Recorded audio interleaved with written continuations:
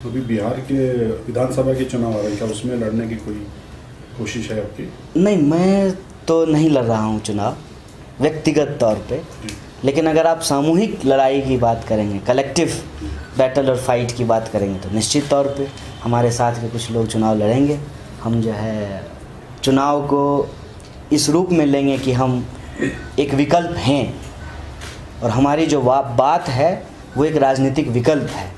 एक विकल्प देने के लिहाज से कि लोकतंत्र कैसे आगे बढ़े और लोगों के वो वाजिब सवाल जो आज भुला दिए गए हैं वो चुनावी विमर्श का हिस्सा कैसे बने, उस पे कैसे जो है डिबेट हो, चौक चौराहों पे यदि कौन जीतेगा कौन हारेगा इसकी चर्चा चल रही हो, तो उसमें ये भी हो कि हॉस्पिटल की बात क्यों नहीं हो रही है, एजुकेशन की बात क्यों नहीं हो रही है, जो मज़दूर हैं उनके राइट्स की बात क्यों नहीं हो रही है, पर्यावरण की बात क्यों नहीं हो रही है।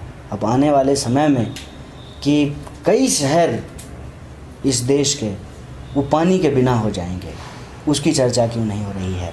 तो इस विकल्प के साथ हम होंगे चुनाव में, और ये भी कोशिश करेंगे कि इन मुद्दों पे जिनकी सहमति हो उनके साथ एक यूनाइटेड फ्रंट भी बने।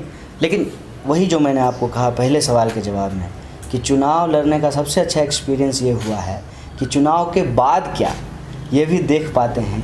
तो एक जो सबसे नई बात पता चली है, यूनाइटेड फ्रंट सिर्फ चुनाव में नहीं बनेगा, चुनाव के पहले बनेगा और चुनाव के बाद भी रहेगा। चुनाव का परिणाम चाहे कुछ भी हो तब भी उसको रहना पड़ेगा।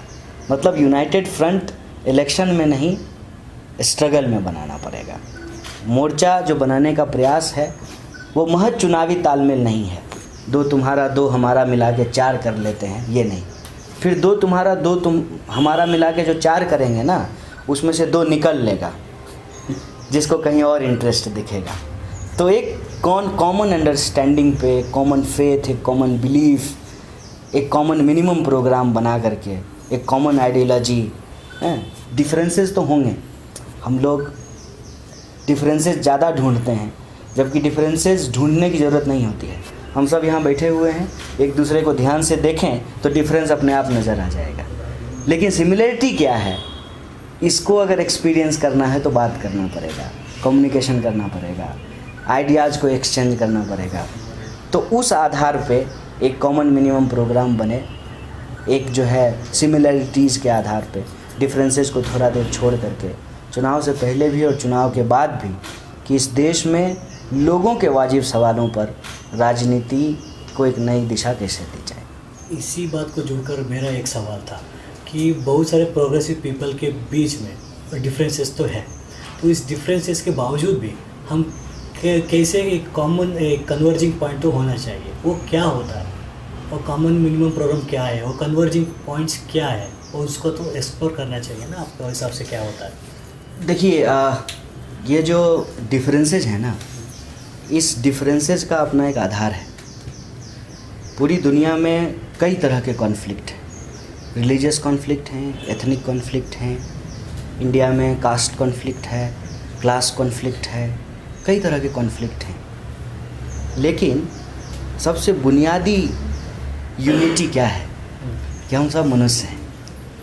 मान लीजिए कि कोई ऐसी नेचुरल क्लाइमिटी हो जिसमें इंसान का बचना मुश्किल हो जाए, तो वो कॉन्फ्लिक्ट एग्जिस्ट करेगा या ख़त्म हो जाएगा? ख़त्म हो जाएगा। तो जो इमीडिएट प्रॉब्लम है आज के समय में ह्यूमैनिटीज़ के सामने, वो ये है कि ये सारे कॉन्फ्लिक्ट जो हैं वो दरअसल ह्यूमैनिटी को ही अल्टीमेटली ख़त्म कर रहे हैं।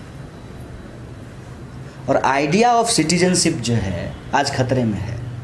मैं कई बार ये बात लोगों को कह रहा हूँ कि जिस तरीके से चक्र पूरा हुआ, ये सर्किल कंप्लीट हुआ है, आज के समय में जो राइट रिएक्शनरी फोर्सेस इमर्ज की है दुनिया में, ये एक्चुअली फ्रेंच रेवोल्यूशन के वैल्यूज को डिस्ट्रॉय करना चाहता है। और सारा डिफरेंस जो बना है मॉडर्न टाइम पे, ठीक है, वो बेसिकली बना है रशियन रेवोल्यूशन के बाद। Right, left, centre, liberal, progressive हैं। मैं कह रहा हूँ कि रशियन रेवोल्यूशन के प्रिंसिपल और वैल्यूज की बात ही नहीं है।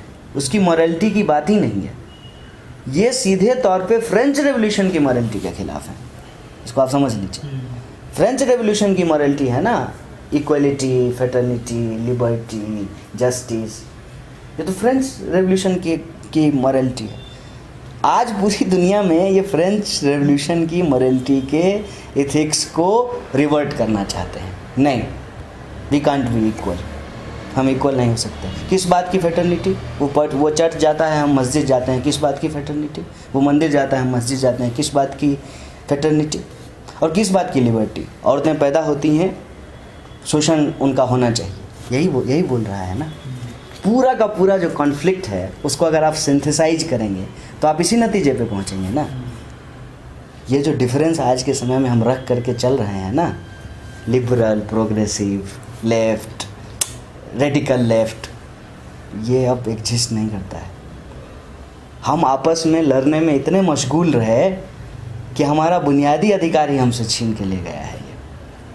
और अब जो इनका अगला स्टेज है बेसिकली, वो क्लैश ऑफ सिविलाइजेशन के सबसे वर्स्ट फेज में ये दुनिया को ले जाना चाहते हैं। सबसे वर्स्ट इसलिए मैं कह रहा हूँ कि टेक्नोलॉजिकल एडवांसमेंट ने ह्यूमन कैपेसिटी को एक तरफ रिड्यूस किया है एज ए ह्यूमन लेबर, दूसरे तरफ ह्यूमन पावर को दूसरी तरफ एक दूसरे एक्सट्रीम पे लेकर के गया है। एक आदमी बैठ करके पूरी दुनिया का सर्विलांस कर सकता है। तो आप बताइए कि जो सेंट्रलाइज्ड पावर है, जिसको कहते हैं डिक्टेटोरियल पावर, वो कितना पावरफुल हो गया है। आज के समय में कोई गुरिल्ला वार पॉसिबल नहीं है। अगर कोई गुरिल्ला वार होगा भी तो उसका फील्ड जो है वो जंगल नहीं होगा, उसका फील्ड जो है वो इंटरनेट का जो है कोई जो है ऐसा वेव ढूंढना पड़ेगा जिसको आजकल वहाँ पे नेगेटिव फोर्सेस एक्टिव हैं, जिसको हम डार्क वेव कहते हैं।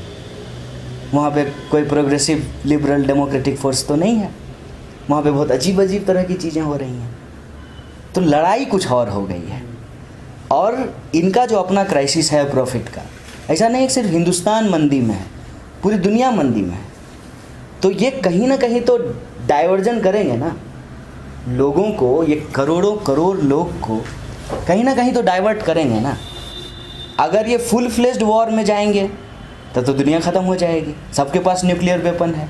इनफैक्ट किसके पास है किसके पास नहीं है ये पता लगाना भी मुश्किल है। तो इसीलिए आज आप देखिए कि आइडिया ऑफ सिटीजनशिप को डिस्ट्रॉय करके क्लास ऑफ सिविलाइजेशन को जो है वो प्रमोट किया जा रहा है हर जगह। और आप किसी भी कॉन्फ्लिक्ट जोन को देख लीजिए, सीधे तौर पे आप देखेंगे कि पॉलिटिकल क्वेश्चन को साइड लाइन करके आइडेंटिटी को और कल्चरल क्वेश्चन को प्रोमिनेंटली रखा जा रहा है। इसीलिए आज के समय में जो बेसिक ह्यूमैनिटीज़ में बिलीव करने वाले लोग हैं ना, अपने डिफरेंसेस को उनको इमीडिएटली रिड्यूस करके एक लार्जर यूनिटी बनाने का प्रयास करना चाहिए। और इनफैक्ट मैं आपको कह रहा हूँ कि ये होगा भी। मैं एक बात आपको आज बोल रहा हूँ, हो सकता है कि अभी यह बात लोगों को ठीक ना लगे। जितनी पॉलिटिकल पार्टियां आप देख रहे हैं ना, ये कोई नहीं बचने वाला है, इंक्लूडिंग बीजेपी। क्योंकि ये सारी की सारी पॉलिटिकल पार्टियां जो हैं ना, ये पोस्ट इंडस्ट्रियल फेज में पैदा हुई हैं। आज जो हम लोग जिस दुनिया में धीरे धीरे इंटर करते जा रहे हैं, ये एक्चुअली पोस्ट इंडस्ट्रियल फेज है। नई तरह की पॉलिटिकल पार्टी, नया तरह का कांग्रेस, नया तरह का लेफ्ट, नया तरह का राइट चूँकि हमसे ज़्यादा एडवांस हमको लग रहा है, क्योंकि कई जगह पे जो है इनको पावर में आने में वक्त लग गया। उसमें रशियन रेवोल्यूशन का एक बहुत बड़ा रोल है। अगर Russian revolution first world war के दौरान ही नहीं हो गया होता तो कैपिटलिज्म का जो यह रूप हम देख रहे हैं न्यू लिबरलिज्म के बाद, यह और पहले आ गया होता। तो बीच में केन्स की थ्योरी को मानते हुए वेलफेयरिज्म को इनको एडॉप्ट करना पड़ा। मार्शल प्लान के तहत जो है बड़े पैमाने पे यूरोपीय देशों को पैसा दिया गया और डेमोक्रेसी, मन कहते हैं ना, डेमोक्रेटिक होने का एक नाटक जो है करना पड़ा। तो एक फेज जो है वो गुजरा, नहीं तो पावर में ये फोर्सेस पहले आ जाती सब मिल करके। आप सोचिए कि क्या यूनिटी रही होगी। एक तरफ स्टालिन और दूसरी तरफ जो है अमेरिका और इंग्लैंड, कैसे ही वो यूनिटी बनी होगी हिटलर और मुसोलिनी को हराने के लिए? तो अपने आप में तो ये बहुत एडवर्स यूनिटी थी ना। रसिया और अमेरिका का सेकेंड वर्ल्ड वॉर में दोस्ती होना तो अपने आप में एक बहुत ही, जो कहते हैं टू अपोजिट्स का यूनिटी हुआ था। उस वजह से जो है ये फेज थोड़ा लेट आया है। अब ये फेज जब आ गया है और सारे प्रयास जो हैं कैपिटलिज्म के द्वारा किए जा चुके हैं, खुद ही कहा कि जो है दुनिया जो है वो ग्लोबल विलेज होगी, तो दुनिया ग्लोबल विलेज होगी और अमेरिकन प्रोडक्ट लोग अगर बेंगलोर में पिएंगे तो बेंगलोर का आदमी भी न्यूयॉर्क में जा कर के काम करेगा। तो बताइए इमिग्रेशन पॉलिसी को क्यों स्ट्रॉन्ग कर रहा है, क्यों कह रहा है कि बाहरी लोगों को वहाँ से निकाल करके फेंका जाए? हर देश में जो राइट रिएक्शनरी फोर्स का आंदोलन है वो तो यही कह रहा है ना कि बाहरी को भगाओ, उसका तो यही आंदोलन चल रहा है। तो दुनिया एक नए फेज में जा रही है, इसको हम लोगों को समझना चाहिए। और उसका बुनियादी शर्त जो है यूनिटी का वो यही है कि ह्यूमैनिटेरियन एस्पेक्ट को सबसे ऊपर रखते हुए, ह्यूमन लाइफ को सबसे इम्पोर्टेंट समझते हुए, आइडिया ऑफ सिटीजनशिप को प्रोटेक्ट करते हुए, और अब तो अपने सर्वाइवल के लिए पर्यावरण के सवाल को भी प्रोमिनेंटली उठाने की ज़रूरत है। तो ये कुछ मुद्दे हैं जिस पे हमको यूनाइट होने की ज़रूरत है।